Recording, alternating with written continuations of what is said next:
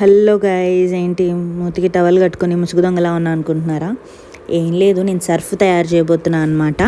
ఈ సర్ఫ్ ఏంటంటే ఇక్కడ గుంటూరులో హోల్సేల్గా మనకి ఇవన్నీ సపరేట్గా ఇస్తారు. సోప్ ఆయిల్, సర్ఫ్, ఇది లిక్విడ్ డిటర్జెంట్ అనమాట.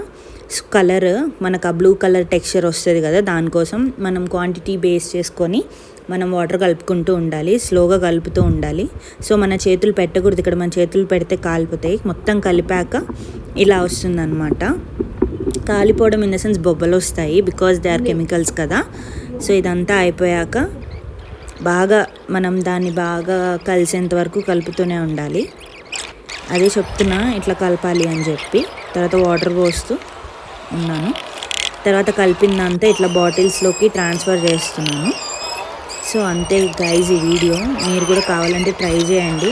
It's so worthy. ఇది ఏంటంటే కాస్ట్ కట్టింగ్